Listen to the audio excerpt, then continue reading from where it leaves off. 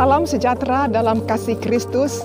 Saudara, kali ini saya berada di antara tumbuhan yang mirip jenis lalang dan gandum.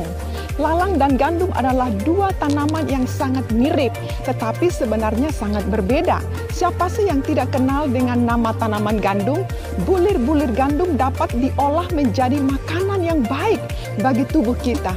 Ada banyak ditemui ketika kita pergi ke sebuah supermarket misalnya. Ada roti gandum, havermut gandum, biskuit gandum, dan lain-lainnya.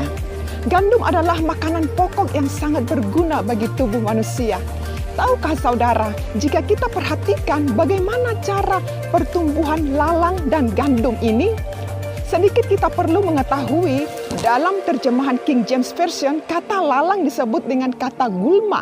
Gulma adalah jenis rumput liar yang mengganggu dan tumbuh di tengah-tengah tanaman gandum. Lalang dan gandum ini tumbuh dengan akar saling melilit. Sehingga waktu mencabut lalang, maka gandum akan ikut tercabut. Bahkan lalang lebih banyak menyerap sari makanan dari tanah, sehingga mengganggu pertumbuhan gandum. Sayangnya, lalang dan gandum baru dapat dibedakan ketika bulir-bulirnya keluar. Satu-satunya cara memisahkan lalang dan gandum adalah dengan menunggunya sampai berbuah atau saat menuai tiba. Saudara, dua tanaman ini, lalang dan gandum, mengingatkan kita akan sebuah perumpamaan yang unik yang disampaikan oleh Yesus di hadapan murid-murid dan orang-orang yang berbondong-bondong mengerumuni Yesus pada waktu itu. Perumpamaan dalam Matius pasal 13 ayat 24-30 tentang lalang di antara gandum. Yesus menggambarkan ladang sebagai tempat di mana bibit gandum ditabur. Namun pada saat bertumbuh muncul juga benih lalang. Dari mana asalnya benih lalang itu? Matius pasal 13 ayat 25 mencatat ada musuh yang datang menaburkannya. Di dalam realita kehidupan, kita akan mengalami yang namanya hambatan-hambatan yang berusaha menghalangi dan menekan pertumbuhan iman kita kepada Tuhan.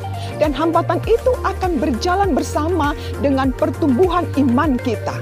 Hambatan-hambatan tersebut bisa berupa kekhawatiran yang melanda kehidupan kita, tekanan hidup, orang yang berusaha menjatuhkan kita, ataupun kenikmatan dunia yang ditawarkan.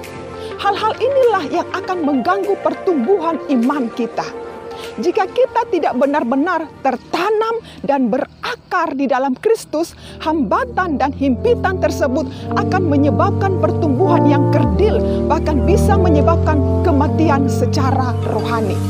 Pada ayat 30 bagian A, Yesus berkata, biarkanlah keduanya tumbuh bersama sampai waktu menuai. Kita perhatikan pada ayat ini, Yesus lebih tertarik kepada sebuah pertumbuhan, saudara. Pertumbuhan lebih penting daripada penyingkiran ilalang tadi. Ilalang tetap bertumbuh, tapi pada akhirnya yang membedakan adalah dari buahnya. Ilalang tidak memiliki buah, tapi gandum menghasilkan buah. Wow, sangat luar biasa, saudara. Sekarang bagaimana dengan pertumbuhan iman saudara? Saya mau katakan, kalau saudara mau bertumbuh, saudara harus berakar di dalam Tuhan, sehingga menghasilkan buah. Mengapa akar sangat penting? Akar rohani akan berfungsi sebagai fondasi hidup yang membuat kita tetap kuat. Akar rohani juga berfungsi sebagai alat penghisap nutrisi, yaitu nutrisi dari firman Tuhan ke dalam hidup kita agar kita kuat, bertumbuh, dan menghasilkan buah. Amsal pasal 12 ayat 3 bagian B disebutkan bahwa akar orang benar tidak akan goncang. Akan tetapi tetap ada ilalang yang tumbuh bersama. Akan tetap ada persoalan dan proses yang saudara hadapi. Tetapi firman Tuhan berkata, pada akhirnya yang membedakan adalah buahnya. Wow, hikmahnya sangat dalam bagi kita. Kita hidup di tengah-tengah dunia yang penuh dengan ilalang. Tetapi ilalang itu tidak akan mengkerdilkan iman kita atau bahkan mematikan iman kita. Tapi justru akan menunjukkan perbedaan mana lalang dan mana gandum. Yang pasti gandum akan menunjukkan perbedaan pada saat dituai, yaitu berbuah. Dan pada akhirnya Yesus berkata, kumpulkanlah dahulu ilalang itu dan ikatlah berkas-berkasnya untuk dibakar. Kemudian kumpulkanlah gandum itu ke dalam lumbungku.